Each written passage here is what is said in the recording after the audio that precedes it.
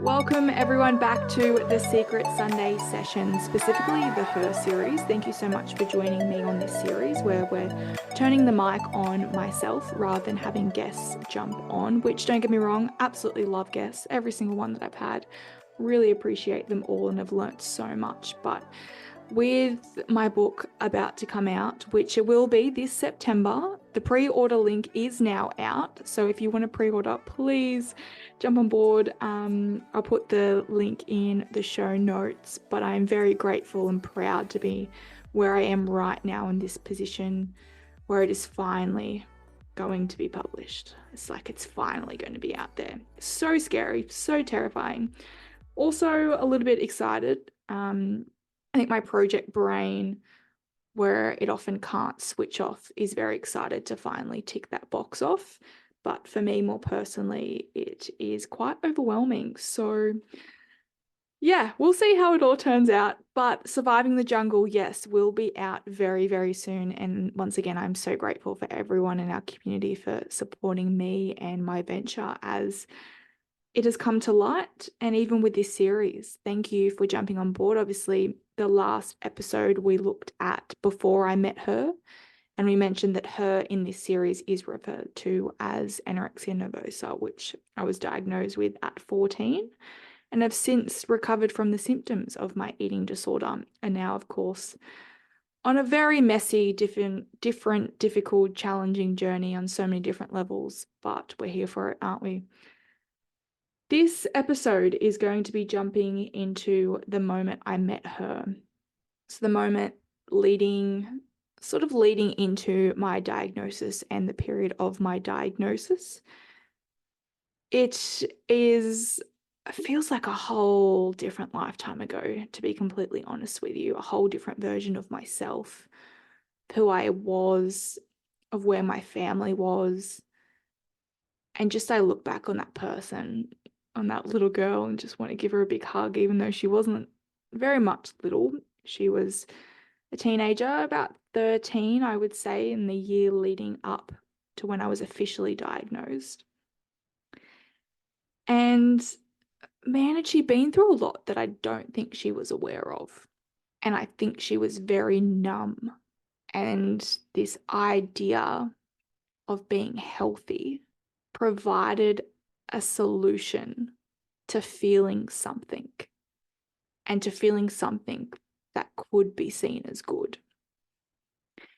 And honestly, I think that's where a lot of people that do struggle with eating disorders, they don't come from a mindset of, I want to be sick, or I want to be anorexic, or I want to be bulimic, or I want to have a mental health condition. That is never anyone. Like, I have not met someone that has that intention.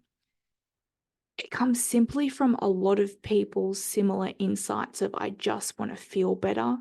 I want to look better. I want to be happier. I want to be fitter. That's the dialogue that circulates in your head when you start out. Based on my experience, for me, this idea of health, or being in control of your health, was the answer to solving what I felt like I was not feeling or being. I felt very isolated. It was the transition from primary school to high school, and I came from a really small little religious school in my local area to entering a school with almost 2,000 students. It was 400 kids in my grade. It was an excellent school. So you were there because you fought to be there. And me not being in the local area, I had to fight to be there. I had to be selected to go to that school. And I even remember the day that I was given the letter. I got 2 letters because I auditioned or trialed for 2 different programs within that school. It was the Drama Excellence program and the Netball Excellence program. And man, was I shit scared getting those letters, because for me, you know, that personality of being a perfectionist and having to get it right and having to always succeed, I wasn't going to be prepared if I was to fail, or if I was not going to get in. And not for myself, it was for what was other people going to think of me? What were my family going to think of me then? What were my friends going to say if I didn't get in? And I knew other friends from my school, my primary school, that were also getting in, and I heard that they had got in. So that added another pressure that I had to make it. And luckily I did. I made it into both programs, which, oh, it was such a relief at the time. I was so excited to go. But I don't think I was prepared for the environment coming from such a small school, where I was experiencing trauma at that school with just like 40 kids in my grade, let alone 400. And for the personality that I was very shy. I had a superpower, would be invisibility. That's what I felt like I had in my life. And for me, entering that school entertained that superpower of invisibility. And as much as I allowed myself to be that type of person that was invisible and on my own, I craved socialization. I craved people wanting me. I craved friendships, of fitting in and feeling like I was seen by people. And I didn't, unfortunately, get that at that school. And I think it's hard for anyone to get that at a school that is so big. And I felt like I was in the animal kingdom. Entering that school, definitely amongst packs of elite animals, where I just felt so out of my league. And I really tried to fit in, as you do when you're in school. I bought all the special brands of shoes and the socks and the school bags, and then cried when I didn't get them because my parents couldn't afford it or just wouldn't allow me to change who I was for something else. I tried to get invited to all the parties and make my way up into the popular group and just fit in, so that I didn't feel like I was at the bottom of the food chain, even though I very much was. And I got a sense we all were trying to do that. We were all trying to somewhat make it. Like, high school was this period where you felt like you had to make it. And in order to make it, you had to be with the ones that were talked about the most, and be with, for me, for example, the group of girls that were the it girls. Everybody talked about them. All the guys were frothing over them. And then if you were part of that group, you also then had guys frothing over you. So you were wanted, you were needed, you were seen. And that's, I think, half the issue with these school environments. It's this battle of trying to get to the top, but to the top for what? What's up there? Fast forward to embracing the high school experience, as we like to say. And it was a challenge. As I said, I just felt like I didn't fit. I was really lost. I was battling between whether I still enjoyed playing netball. I was doing it a lot. As I sort of mentioned in the last episode, I was doing it a lot outside of this school program, but then as I jumped into the school program, it was a subject, and we would do it 4 times a week, plus carnivals, plus outside of school trainings. And the flood of that sport, when I wasn't even doing it for myself, was a lot. A lot on my body and a lot on myself in general. And then I was part of this drama excellence program, which I actually loved. It was a secret passion for me, because for me it was escapism at its prime. I was able to step into the theatre and be whoever I wanted to be, create whatever story or whatever life that I wanted for myself. And that to me was freedom.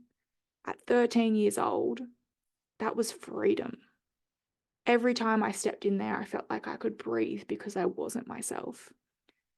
Or I could be myself, because the person I was outside of that theatre was not me.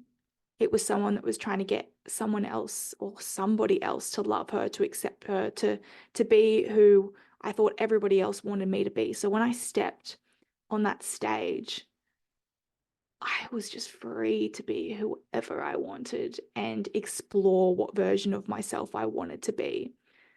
And I loved that. I absolutely loved that. And was I good at it? Probably not. Looking back, I definitely don't think I was one of those amazing up-and-coming Margot Robbies that were going to step out into the acting world. But for me, it was just relief. And it was my people. as well. I was surrounded by people that loved books and weren't afraid to talk about it, that loved theatre and wasn't afraid to express it, that loved character development and writing and script writing and storytelling. That was my passion. That was where I wanted my life to go. And I specifically remember when I think I was entering like year 10 or something, and my classes, because of course drama was also a subject, being the excellence program it was, and the netball and drama, the subjects were going to start clashing. And I was torn because at that stage of my life, I wasn't strong enough to choose for what I actually wanted for myself. And I remember deep down wanting to choose drama over netball. I really wanted to choose drama and continue to pursue that. But there was that other part of me that if I don't have netball, that's all people thought I was. That's what I was identified as the school. I was identified as being part of the netball girls community and being part of netball. And I devoted so much time to netball that who was I without it? Who were they going to see me as without it? And I had put so much of my attention in entertaining conversations with other people that said I was going to be this professional netball player. And I started making teams that put me in those positions that if I just gave it up, what was all that for? Who was I? And where would my path then lead? Because it felt like it was already paved out for me. And so that decision, it broke me. I didn't know what to decide. I was torn between pursuing myself and pursuing this idea of me. And I ended up going with netball. Yes, she was not strong enough back then. And weirdly enough, I had a final trip that was with drama that I decided to go with, and it was to go to Sydney and go visit NIDA, which is one of the nation's most known sort of acting and creative arts school, at least my knowing at the time. And it was going there and seeing like a theatre performance. We had this whole schedule that was planned out for us. And it was exciting. It was exciting for me. I was going on a school trip. I was going to pursue drama. I was going to be around people that I loved, people that share the same passions with me. And everything was great. But that school trip was probably the first turning point of my lowest of lows that I recognized that was self-inflicted as such. And I remember getting to the airport and my grandma was staying with us at the time and my mum. So my mum and my grandma dropped me off at the airport. And things changed that day. When I arrived at the airport, things weren't going to plan as such, or they did not go to plan. There was a teacher swap, which was fine, which I am very grateful for because I now have a lifelong friend in the teacher that did end up going. Shout out to Mr. Roberts. Thank you so much. But there were also one of my close friends that I was going with at the time that I had met through drama. She had pulled out. And I had other girls that were going in my class, but I wasn't as close to. And at the airport, I just felt the dynamic shift. And straight away, I stepped into shutting down. That's what I do. When I don't feel okay, when I feel stressed, when something comes up, I shut down and I go internal and I go inside my mind, and there's deep, dark pockets in that mind that I shouldn't be in there for long, but as a young person, I do go into. So that school trip went along, I ended up going, and there were certain moments on that trip where I just felt so alone. And I'd probably never felt more alone than in that moment, because I felt like it was really sprung in my face that I was alone, and nothing to the environment or the girls that I was with, but there were situations where I was left out of a lot of things. I wasn't selected to be part of groups, or people didn't choose me to be their partner. People forgot my name, and there was a certain instance where we went out for dinner, which is funny how you remember certain things. But I just remember this certain experience, and we all went out as a group together for dinner. Mind you, like, we're 13, we're going out with teachers. There might be, I think it was a group of like 11 of us or something. And I just remember I'd come back a little bit later and all the kids were sitting at a table together. And I went to pull up a chair to go sit at that table, and they said, "Oh, there's no room for you here." And in that moment, I just remember like sinking in the back of my body, sinking very, very deep and feeling like I couldn't breathe. And it's funny because I've encountered many of these moments, and my go-to moment for these is I go to a bathroom, I sit on a toilet, and I cradle my legs to my chest, and I ride the wave. Now, this is a weird coping mechanism, but it is something that I'd experienced panic attacks, I would say, since I was quite young, since quite a young experience.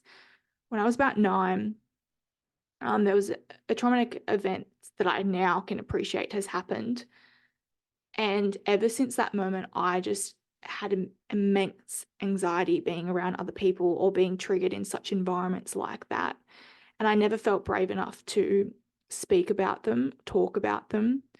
And I even remember one time I tried to share how I was feeling, how someone treated me when I was in primary school, and teacher at the time told me that I was lying. And so I think from that moment, I decided that you're on your own, that shit's going to happen to you in this jungle, and you're going to have to learn to cope with this on your own. And that was terrifying. Like, that was a terrifying realization at such a young age to realize that nobody was going to come and listen or hear me or acknowledge that what I was feeling was real. So you have to figure out a way to get through this. And for me, that started with the bathroom. For me, it was the safe spot. It was the spot I could go to where I knew I was on my own. I knew I could cry in peace. I knew I could experience my trauma and my feelings and not be shamed for them and not feel like I was a liar or that they weren't real. It was a space where I really just felt like I could breathe. So every time that something would happen, I knew what I had to do. And I knew when I was feeling those things, I'd find a bathroom. It was an easy out. Sorry, guys, I just need to go to the toilet. Or where's your nearest bathroom? And I'd crawl myself onto a ball on top of a toilet seat, and I'd sit there for as long as I needed. And I'd do the weird things. I'd rock back and forth. I'd let the tears cry. And then I'd try and pull myself out of it, talking to myself that, get it out, but you've got this. You've got to walk back out there. You've got to do this again. And this became a ritual for many years. And even, honestly, even till now, I still look for that bathroom because it was the only place I felt like I could be me and I could express how I was really feeling about something or something that had happened. And look, I look at that and go like, that's sad. But I had to find a way to get through the jungle that I was in. And once I realized that I was truly on my own, I knew that I had to be the leader in that. I had to find a way to cope, and the best way I knew how was that way. And so when that experience happened, yeah, I went to the bathroom and I did my cradling, my rocking, letting all my tears out, and I walked back out there, and I ended up sitting with Mr. Roberts and the teacher for dinner that night. We then went, and I forget what happened, but there was something else that was sort of happening through the night. We went back to the room, and I was staying with all the girls, and small things kept coming up where people would just forget my name, or they would have a conversation and I wasn't included in the conversation. And I don't think people realize how disempowering that can be, and not a fault of their own. This is not a blame, because we're kids, and a lot of us are even adults, and we don't even realize how we're affecting someone else with the mindset that they're in. And I was not in a good place. And I just remember specifically not being part of a conversation. And that night, on that trip, every night I wrote a letter. And for those that are not aware of what I mean by a letter, I wrote goodbye letters. Because I was preparing that each day I was praying. Like, I'm not a believer, I would say, in a God as such, based on my experiences from primary school. I just didn't. I was told at a young age that a young person that isn't Catholic or baptized can't be accepted by God. So I didn't believe in that being as such, because I was just reiterated that you can't be loved by the most powerful being on earth. He can't accept you so for me, I was like, well, I refuse to believe. But I did pray to whomever, to just each day give me a reason to stay one more night. And that night, I remember writing a letter, and I remember it specifically being to my younger brother, because he, for a long time, was my purpose. As I mentioned in the last episode, he was my purpose, I felt, because he was something that my mum loved him, and when he was brought into the world, I just thought he was my little doll. And I remember writing a letter to him and just saying, like, I just can't do it anymore. I thought I wanted and I could cope on my own, but there comes a stage where you just can't anymore. You just can't hold on. And I remember, like, in the letter, sort of writing to him and apologizing that I'm not going to be able to see him grow up, and see him fall in love and see him have a family. But it was so weird, because in that moment I was almost like, this is it. Like, I am sure. I was never sure of anything, and I was never sure of who I was or who I wanted to be or where my life was going, but I was sure of this decision, that I was ready. And I remember the next morning, getting up, and everyone had sort of gone downstairs, and I entertained sort of going downstairs because we were about to go to an event. And I remember still, like, coming back up, and I just knew, like, nobody was going to check if I was there. Nobody even remembered my name. So I went back to the bathroom, and I won't get into the details, obviously, but where I was certain that I was going to end my life in that moment. And that was the lowest. Like, that was the first point where I'd been so mixed emotions. And I think, like, a lot of people can sometimes shame people that decide to end their own life. And I understand that. Like, I completely understand that, of, like, having the easy out, as that sometimes the conversations that's thrown around is that people don't want to face reality, so they take the easy road. And I don't think, and I can only speak from experience, but for me, at 13, it seemed so hard to just be me and to be accepted by me, that opting out, I didn't know what death was like. I didn't know what that feeling was. I didn't know what was on that other side. And to me, that sounded and that felt more exciting than living and experiencing all that I was, because every day I felt so ashamed to be me.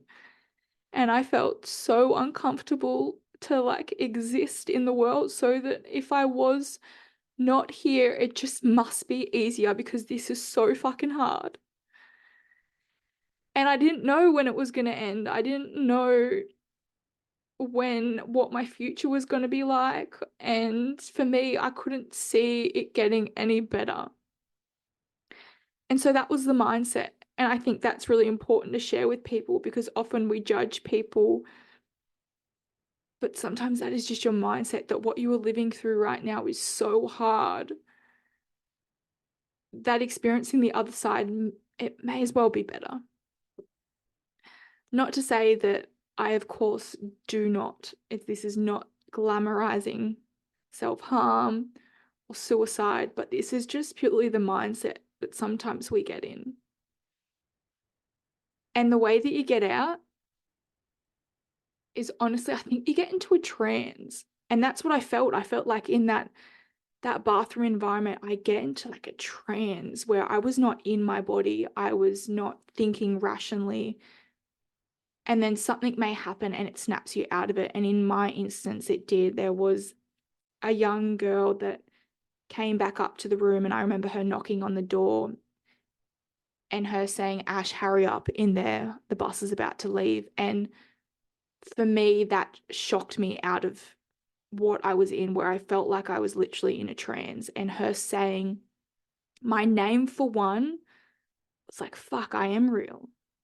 Like, they do see me. And then two, it was like, what am I doing?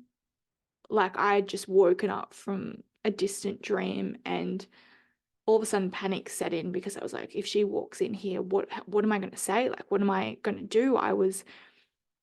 There was like water everywhere and the room was steaming, and like, what am I going to do? And so I just remember like quickly trying to get all the steam out of the room and getting myself sort of worked up. And in my head, I'm like, they don't even realize or recognize it.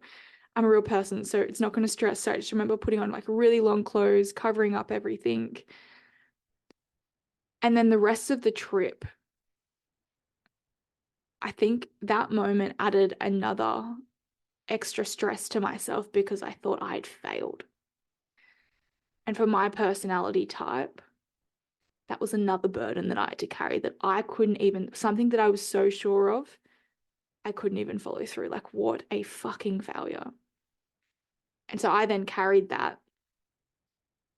And I remember specific things that from that kind of encouraged that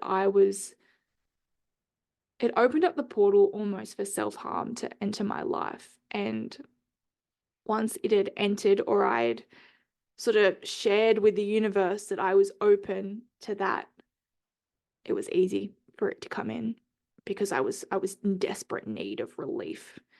And I was constantly being triggered by other people in other environments. And coming back from that school trip, there was, a couple of weeks into, I think we ended up going on holidays. It was kind of the end of the school year. We ended up going on holidays, and I had lost a significant amount of weight in a very short period of time. And so I came back from that trip in a mindset of, well, I failed at that. I've now got to work really hard to perfect something else to make me feel better about myself. So I went hard into netball again, especially during the off season. And I trained, I did all the 1%ers that we were told to do. And then I was going into the whole, let's eat healthy. Let's not be just like a good netball player. Let's be the best. And with lots of research, I looked at every diet that I could get myself on to be the best player. And, of course, this information is not supposed to be told to a 13-year-old, but yet I took it. It's not like it came with any warnings.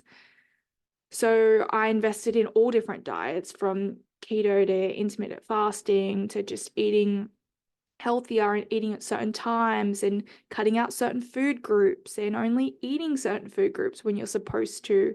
And the more I engaged with this content, the more I found it. And it became easy. It became flooded on my laptop, on my phone. It was then in every conversation I'd have. And it became something I was obsessed about. Obsessed to the point where I couldn't go back. It was my world, and I felt some sense of belonging in it. To be completely honest, I felt like I belonged. I felt in control of myself, of my body. I did not feel like a failure. I felt like I was striving towards something, that I was motivated, that I was empowered, that I was taking ownership of my body. And in a weird way, I felt clean. And I've had this weird thing about being dirty. And to me, that word dirty and probably fat are the two words that just, when you get like the shivers down your spine, they're the two words that get to me. And probably from two experiences that I'll touch on. Dirty, one, I think when I talk about that first experience when I was younger, I felt dirty in that experience. And I'd often clean myself just rigorously because I just wanted to like scratch myself free. And so for me, I just wanted everything to be clean. And to me, if I was eating clean, I was cleansing my body. I was not being dirty. I was being someone that was strong and that was just not dirty. Like even now, that word I'm still having to deal with because I just don't like that idea. And then secondly, fat. When social media was introduced, which we all know, oh, what a monumental invention everybody says it was. I remember specifically being in primary school and Instagram, one of the girls like ran into school and said, "Have you guys downloaded this new app? It's called Instagram." And all of a sudden, all these girls had Instagram downloaded on their phone and were taking photos of the complete random shit, basically. It was like trees and roads and feet and whatever we could find. That quickly changed, though. It quickly changed when we started to become more involved with this big social experiment that I would like to call social media. At the start, my accounts were very much just based on what I loved. I was a lover of One Direction, so I had like 50 different accounts of One Direction that I'd post of. And then I'd have my personal account that was all about Glee and Maya Mitchell when Teen Beach Movie came out.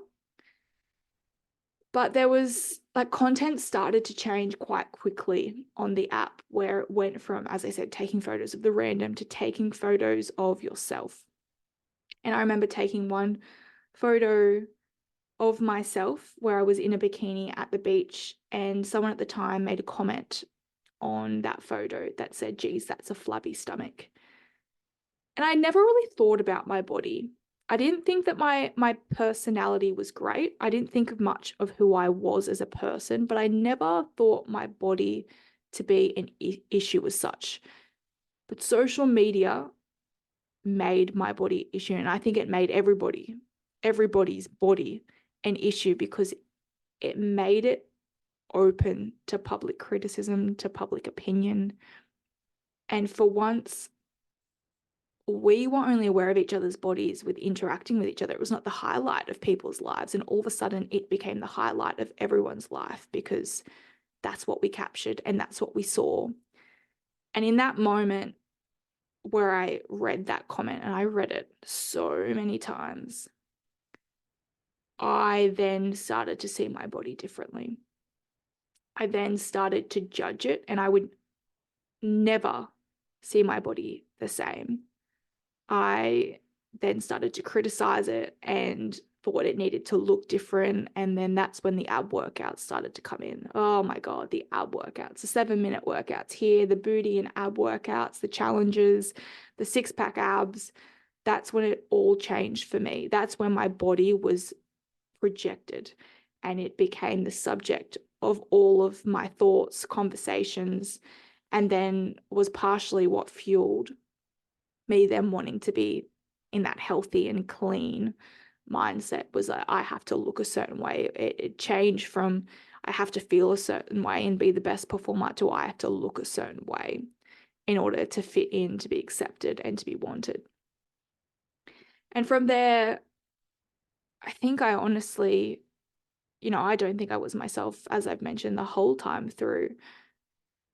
But I then became a punching bag for myself, for my own tendencies, because I couldn't control how other people treated me, and I couldn't control how I allowed other people to treat me. So while I was taking everyone else's punches, I was also going to punish myself for doing just that. And it came in the form of restriction. It just did. It got to the point where I believe when I talk about, wanting to be healthy and eating clean, for me, it started off so innocently as I said, just the mindset like everybody else. I just want to be fit, healthier. I wanted to have a six pack. I wanted to look good. I wanted to be attractive to men or boys probably at that stage. And I wanted to have females that wanted to be my friends. And that was sold to me as you have to look this certain way. Fortunately, social media pushed that even more. And then diet culture became a flood. And then school conversations where Australia is an obese nation and we need to be following the Australian healthy guidelines. They became my rules. That's how, for me, when I talk about where my rules for my eating disorder started, I honestly think about the first thing that pops into my head, and that is the Australian healthy guidelines. And of course, I understand where they are, why they've come about and how they've been motivated. But for a young person that is mentally ill, and where there is no conversations that are filtered between who should be receiving that messaging and who should not, I don't think it is something that just a personal opinion, I don't think it's something that we should be pushing for everyone to be following. And for me, having that addictive personality and the perfectionist mindset, I was going to perfect those guidelines. And honestly, they did. They became my rules. On there, they talk about specific foods to eat and not to eat. So those were the things that I was going to eat and I was going to avoid. And I did. And then when I felt like I was still not reaching the mark of where I thought of like fittest, healthiest, best looking, and it was measured by my friends. It was like I wasn't getting any more friends. I wasn't getting any more attraction from other people. I wasn't getting any more accolades. That was my measurement in terms of whether or not it was working. And for me, because I thought that I wasn't getting any more of that, I was like, well, it's not working. I need to be better. I need to do better. So healthy became starving, because it gets to a point where people keep saying, don't eat this, don't eat that, don't eat this at this time. What is there left to fucking eat? 1 minute you're allowed to eat freaking apples and the next minute you can't. Or the 1 minute you're allowed to have a sandwich and then the next second it's giving you cancer. It's a young person. How the fuck are you supposed to understand the difference or know which person is telling the truth? It's easier to be like, fuck it all, I'm just going to eat none of it. Once again, this is not encouraging this conversation. This is just where my head was at. And this is, I think, as well, the stupidity of diet culture and the messaging that we are telling young people, that no wonder we turn to behaviors such as eating disorders. And so going along that path, as I said, I followed restriction, and it was, people say like, oh, was it hard? And I think I get in these modes where when I'm so determined, I switch off. And I think my body can catch on pretty quickly. And it got to the point where I just didn't even feel hungry anymore. And I didn't feel like I was doing anything wrong. I wasn't in tune with my body, or I wasn't listening to my body. So I didn't see the signs. I didn't hear the signs. I wasn't aware that things were happening. I wasn't aware that my hair was falling out. I wasn't aware that my teeth were turning a certain color, or that I had increased hair on my skin, or that I could see my ribs that were showing, or certain things like I'd bruise really easily. I had such low energy. I was sleeping all the time. I was constantly thinking about food or wanting to make food for my friends and family, but never eating it. I was obsessing over new trends, new diets, following people like influencers that were selling me some sort of like new exercise routine. All of the things, I was doing all of it. And I still wasn't aware that like I just no longer even, as I said, just felt hungry. And I was looking very gaunt. And I think my mind, then I started to see that my parents started to catch on, in the sense that they were just questioning certain things and starting to question even when I'd come home from training and say, oh, I'm just really tired, I'm going to go to bed, and I wouldn't eat dinner. And when they started to show a bit more interest in me and my ideas around food and training, that's when I'm like, all right, I've got to change this up. Little did I know that that is a prime example of where I had an eating disorder mindset, because if, like, as a young person, in a normal mind, you probably wouldn't be like, I've got to change this up to like deceitfully go around my parents because they're catching on. So for me, I was very much sick then, even before I was diagnosed. And that was for me when I started to develop bulimia. So I would eat in front of my family, and I'd sit down and, eat dinners and eat things when we were on holidays like that my parents would give me or make me. And then I'd find a bathroom and I'd pursue bulimic behaviors in terms of compensate for still my goal, be the fittest, be the healthiest, so that I could feel enough, be heard, and be loved. There did come a point, though, where it all came crashing down, which I think it always does. And for me, I'm so grateful that it did, because I wouldn't be here today if it didn't. And there was a moment when we, as I mentioned, we were on a summer holiday, and timelines, fuck, I'm probably screwing all the timelines up, but it is really hard to remember timelines while you're trying to remember moments. So if my timelines are screwed up, just remember it all did happen in terms of how it happened and what order.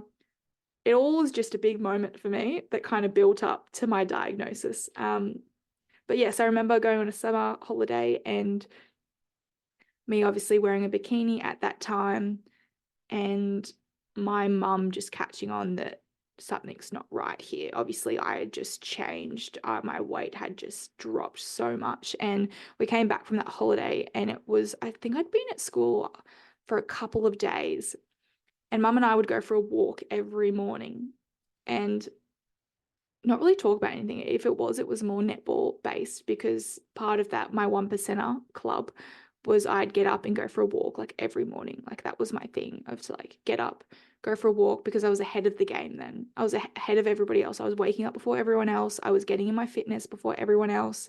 And sometimes, walks would change to like training or something different. I just had to be ahead in the morning. That was my thing, of being ahead of everybody else. And one time, like, I was just struggling to walk, like barely like could breathe through the walk. And afterwards, I remember then just breaking down at the end, just crying and crying. And I remember just telling mum that I just can't do this anymore. And in the sense, I'd never mentioned anything about my eating patterns, because once again, I didn't think there was a problem.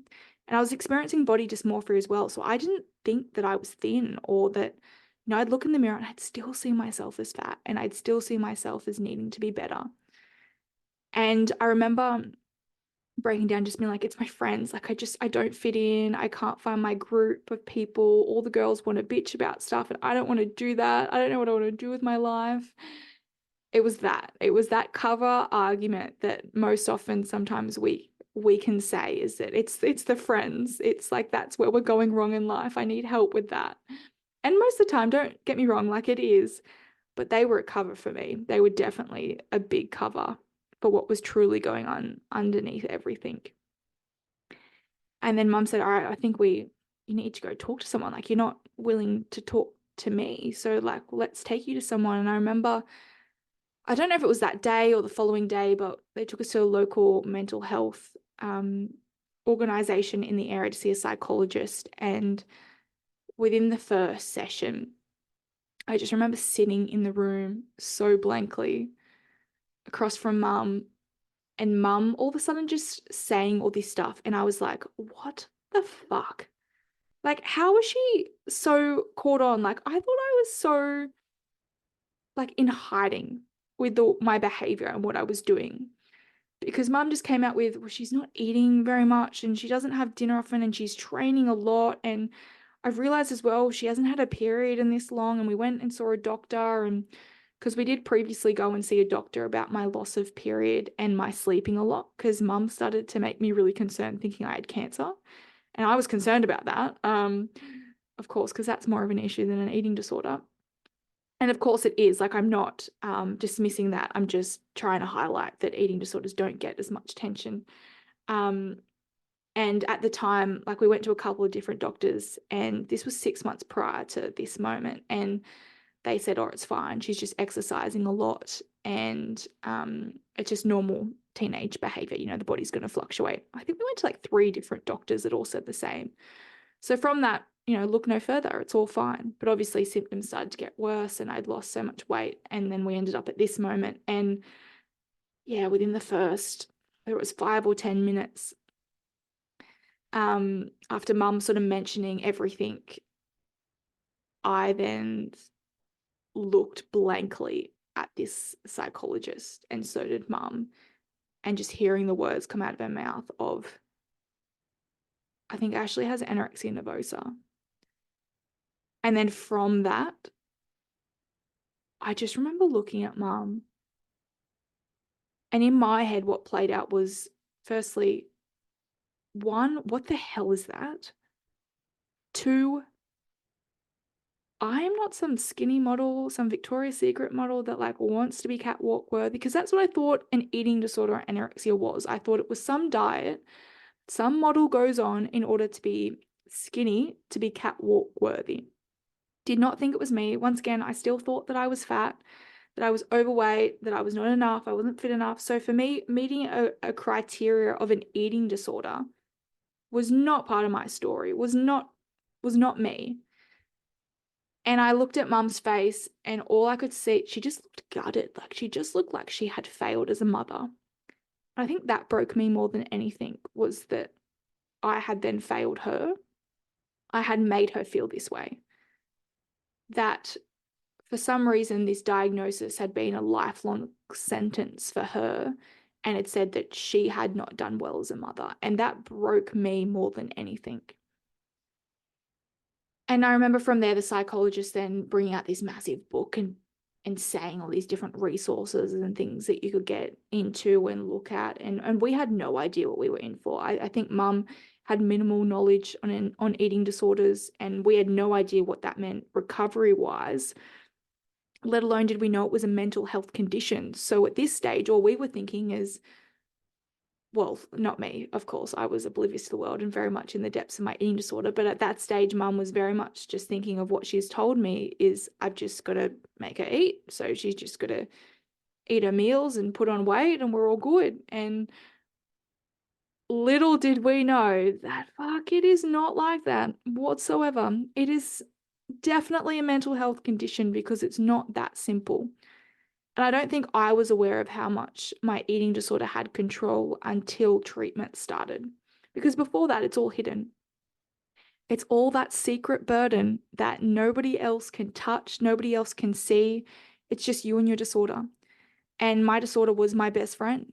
And it was fueled by society. It was reinforced to stay in my life, because everywhere I looked, I was told that what it was saying to me was the truth.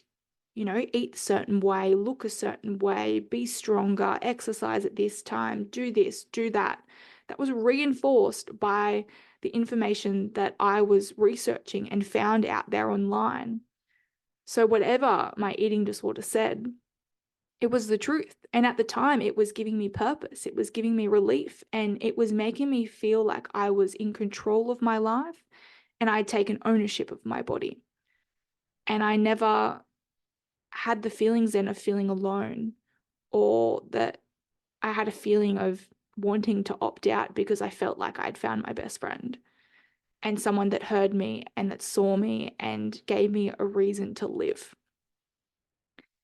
And I think that was then the hard part of recovery, was, now you're going to take all that away from me. And that's why I believe for so long I fought for my eating disorder, not against it. Because my eating disorder gave me so much in a time where I really needed it. And it gave, as I said, it gave me purpose. It gave me motivation. It made me feel joy and I know I keep saying purpose, but it really did. It gave me a reason to get up every day, because I was striving towards this perfect version of myself. And everywhere you looked, or every conversation that you had, it's when people talked about losing a certain amount of weight or trying this new fitness regime, they were happy, they were smiling. I was now part of that culture. I was part of something. And I had my little personal trainer with me for free every single day. And she wasn't just a personal trainer. She was comforting me in the darkest of times and holding my hand and making me feel like I didn't need the world, that I just needed us together. And yes, that sounds mentally fucking insane because it's not a person, it's a disorder. But that was my new way of coping because I'd failed my last way.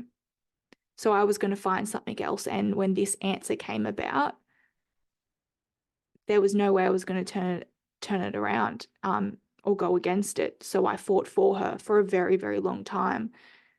And when I met her, she was who I needed at the time to save me. And that's where I think my eating disorder honestly almost did save me, because I don't know where I would have been or what other coping mechanism I would have turned to, because although she tried to kill me, I mean, that's the motivation almost of the eating disorder, is to run that person into the ground.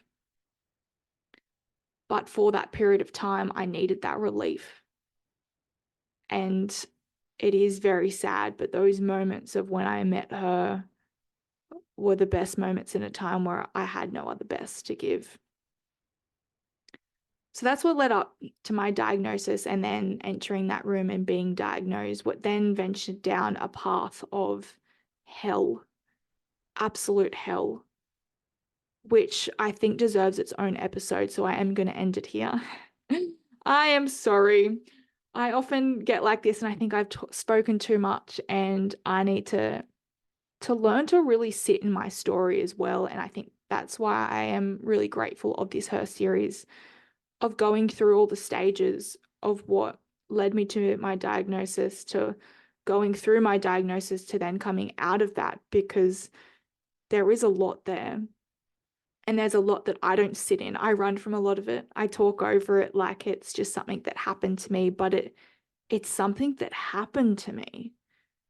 And I need to process that, and I need to sit in that, and I need to appreciate every little bit rather than just all the massive moments that happened. So where I will leave you is being diagnosed and having that mindset of, what are we in for now? Because what we were in for, we were definitely not prepared for. And it is probably something that I am still forever going to be asking for forgiveness from my family for, because the trauma that we experienced in those weeks before I was admitted into hospital is something that no family should have to go through. And it saddens me to think that that was our only option. But you'll have to wait out to the next episode. So thank you so much once again for tuning in, for listening, for wanting to be part of my story, and wanting to even start this conversation in the eating disorder space, because I don't think we speak about it enough, and we don't speak about the moments that can lead someone to letting in an eating disorder, because they're hard. They're moments where you have to admit sometimes that you failed, or that you didn't feel enough, or that you didn't feel loved, or you didn't feel worthy. And they're hard to admit out loud when sometimes you come from an environment that, as I've mentioned previously, can be quite privileged.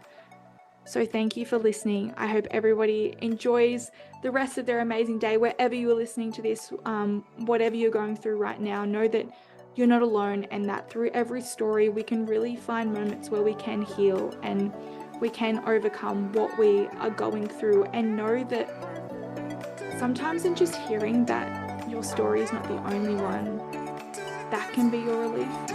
Thank you very much. Have a great day, and we'll catch you all very soon.